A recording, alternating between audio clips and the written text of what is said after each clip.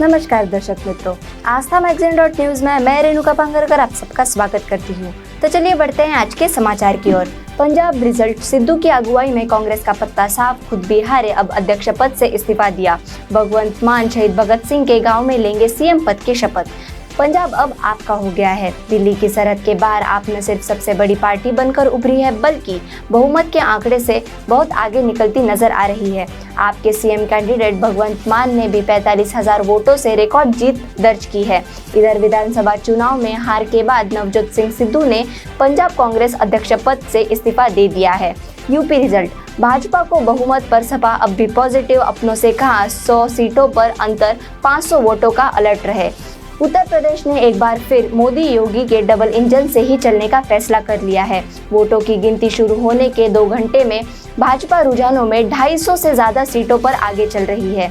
हालांकि रुझान यह भी बता रहे हैं कि योगी पिछली बार वाली परफॉर्मेंस नहीं दोहरा पाए। पिछली बार 312 सीटें भाजपा के खाते में थी। गोवा में बीजेपी की हैट्रिक ममता केजरी के वजह से भाजपा को बम्पर फायदा, समझे कैसे दोनों ने कांग्रेस को हराया। देश के सबसे छोटे राज्य गोवा में बीजेपी की सरकार बनना लगभग तय हो गया है। रुझानों में बीजेपी 40 में से 18 सीटों पर आगे चल रही है। गोवा में बहुमत का आंकड़ा 21 है। बीजेपी निर्दलीय प्रत्याशियों को पार्टी में शामिल करके आसानी से सरकार बनने की स्थिति में है। कुछ सीटों पर बीजेपी की जीत का अंतर 500 वोटों का भी नहीं है। इससे इस बात के साफ संकेत मिलते हैं कि एंटी बीजेपी वोट विपक्षी पार्टियों के बीच बंट गए, जिनका फायदा सीधा भाजपा को मिला। पीएम मोदी 11 मार्च को अहमदाबाद में 1 लाख कार्यकर्ताओं को देंगे जीत का मंत्र। उत्तर प्रदेश विधानसभा चुनाव परिणाम के अगले दिन 11 मार्च को प्रधानमंत्री नरेंद्र मोदी गुजरात विधानसभा चुनाव अभियान की शुरुआत करेंगे। मोदी अहमदाबाद के जीएमडीसी ग्राउंड में भाजपा के जनप्रतिनिधियों को संबोधित करेंगे। भाजपा संगठन और राज्य सरकार की ओर से अहमदाबाद में मेरा गांव मेरा गुजरात कार्यक्रम आयोजित किया जाएगा, जिसमें प्रदेश भर के 1 लाख से अधिक भाजपा के निर्वाचित जनप्रतिनिधि जुटेंगे। जडेजा बने number 1 test allrounder, ICC test ranking में भारतीय खिलाड़ियों का दबदबा। इंटरनेशनल क्रिकेट काउंसिल ने लेटेस्ट टेस्ट रैंकिंग जारी कर दी है। मोहाली टेस्ट में गेंद और बल्ले से शानदार प्रदर्शन करने वाले रविंद्र जडेजा दुनिया के नंबर 1 ऑलराउंडर बन गए हैं। वहीं पूर्व भारतीय कप्तान विराट कोहली की भी टॉप 5 में वापसी हो गई है। टॉप 10 में फिलहाल टीम इंडिया के 3 बल्लेबाज शामिल हैं। राजीव गांधी हत्याकांड के दोषी को सुप्रीम कोर्ट से जमानत, पिछले 32 सालों से था जेल में कैद। देश के पूर्व प्रधानमंत्री राजीव गांधी की हत्या के दोषी को सुप्रीम कोर्ट ने जमानत दे दी है।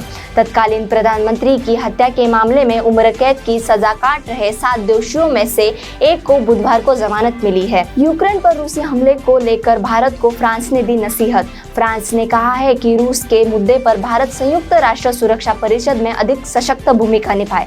भारत में फ्रांस के राजदूत इमैनुअल लेनिन ने कहा कि फ्रांस चाहता है कि भारत इस मामले पर अपना रुख बिना लाग लपेट के सबके सामने रखे। सहारा इंडिया को निवेशक का पैसा 12% ब्याज के साथ लौटाने का आदेश। सहारा इंडिया में निवेश करने वाले लोग अपने पैसे की वापसी के लिए क्या क्या जतन नहीं कर रहे हैं। इसके बाद भी अब कंपनी निवेशकों को उनका पैसा समय पर नहीं लौटा पा रही है। लाचार होकर निवेशक कोर्ट का दरवाजा खटखटा रहे हैं। खत्म हो जाएगा यूक्रेन में भारत का निकासी अभियान, वापस लौटेंगे सरकारी टीमें। यूक्रेन में भारत का निकासी अभियान खत्म हो जाएगा। युद्धग्रस्त यूक्रेन में फंसे भारतीयों को निकालने के लिए भारत सरकार ने ऑपरेशन गंगा चलाया था, जिसके तहत विशेष फ्लाइट से वहां फंसे भारतीय नागरिकों को वापस लाया गया। यूक्रेन में युद्ध शुरू होने के बाद से सरकार ने लगभग 18,000 भारतीय नागरिकों को निकाला है, जिनमें अधिकांश छात्र शामिल हैं। रूस यूक्रेन युद्ध का असर, बाजार, कच्चे माल की कमी, महंगा हुआ सरिया। रूस यूक्रेन के बीच चल रहे युद्ध के कारण बाजार में हलचल मची है। इस बीच लोहे के सरिये की कीमतें 2 गुना हो चुकी है। ये आसार है कि अभी इसकी कीमत और बढ़ सकती है। जनवरी 2022 से लेकर मार्च 2022 यानी मात्र 3 महीने में लोहे के सरिये की कीमतें 2 गुनी हो चुकी है। लोहे के सरिये की कीमत अब आसमान को छू रही है। अहमदाबाद में आरएसएस की प्रतिनिधि सभा की बैठक 11 मार्च से शुरू। राष्ट्रीय स्वयं सेवक संघ की अहमदाबाद के पिराना में 11 मार्च से होने वाली प्रतिनिधि सभा में सरसंघ चालक मोहन भागवत, संघ के सह कार्यवाह दत्तात्रेय होसबोले समेत कई राष्ट्रीय व प्रांतीय प्रतिनिधि, विश्व हिंदू परिषद, भारतीय मजदूर संघ, विद्या भारती, वनवासी कल्याण परिषद आदि 36 अनुषंगिक संगठन के संगठन मंत्री समेत 1200 स्वयंसेवक इसमें शामिल होंगे। कांग्रेस महिला कार्यकर्ताओं पर पुलिस बल प्रयोग का विरोध, गृह राज्य मंत्री हर्ष सांघवी से मांगा इस्तीफा। गुजरात में महिलाओं के खिलाफ बढ़ते अपराध के विरोध में कांग्रेस सेवा दल महिला संगठन की ओर से मंगलवार को गांधीनगर सत्याग्रह छावनी में सम्मेलन का आयोजन किया गया था। सभा के बाद महिला सेवा दल नेता प्रगति आहिर की अगुवाई में महिला कार्यकर्ता विधानसभा की ओर कूच करने निकली, लेकिन पुलिस ने उन्हें बीच में ही रोक लिया। वहां दोनों के बीच खींचातानी हुई, जिसमें पुलिस ने हल्का बल प्रयोग भी किया। अल्पेश कथीरिया और हार्दिक पटेल बोले, गुजरात में पाटीदारों पर हुए केस वापस नहीं लिए तो होगा आंदोलन। गुजरात में पाटीदार आरक्षण आंदोलन पार्ट 2 की अगुवाई सूरत के पाटीदार नेता अल्पेश कथीरिया करेंगे। कांग्रेस के कार्यकारी अध्यक्ष हार्दिक पटेल ने कहा कि वे हर मोर्चे पर अल्पेश का साथ देंगे।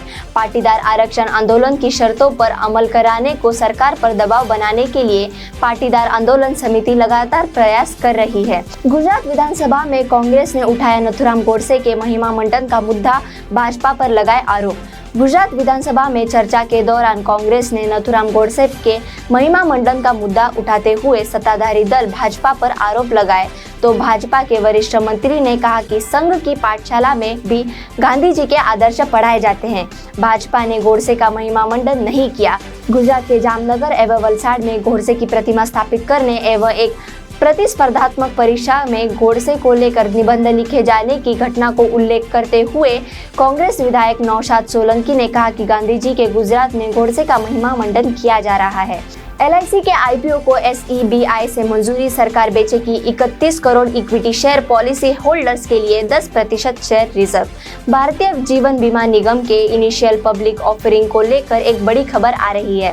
मीडिया रिपोर्ट्स के अनुसार LIC के IPO को मार्केट रेगुलेटर SEBI से मंजूरी मिल गई है। मार्केट रेगुलेटर पास डायर ड्राफ्ट रेड हेरिंग प्रॉस्पेक्ट के मुताबिक सरकार LIC के IPO के तहत 31 करोड़ से अधिक इक्विटी शेयर बेचेगी। 5 राज्यों में वोटिंग खत्म, इसलिए पेट्रोल डीजल दाम 20 से 25 रुपए तक बढ़ सकते हैं। क्रूड भी $140 पर पहुंचा। पेट्रोल डीजल के दाम आने वाले दिनों में बढ़ सकते हैं। इसकी बड़ी वजह 5 राज्यों के विधानसभा चुनाव का खत्म होना है। भारत में पेट्रोल डीजल की कीमतों और चुनाव का ट्रेंड बताता है कि सरकार चुनावों से ठीक पहले कीमतों में बढ़ोतरी से बचती रही है। हालांकि चुनाव खत्म होते ही वह कीमतों को बढ़ाने में देर नहीं करती। सूरत में 4 साल पहले 2 दरिंदों के वहशीपन का शिकार हुई 11 वर्षीय मासूम और उसकी मां को महिला दिवस से ठीक एक दिन पहले न्याय मिला। सूरत के सेशन कोर्ट ने मां बेटी से दुष्कर्म और हत्या के मामले में सोमवार को मुख्य आरोपी हर्ष सहाय रामराज गुर्जर को फांसी और सह आरोपी हीरालाल गुर्जर को आजीवन कैद की सजा सुनाई। ऐसे ही समाचार और देश विदेश की खबरों को सुनने के लिए हमारे आस्था मैगजीन.न्यूज को लाइक करें, शेयर करें और सब्सक्राइब करें।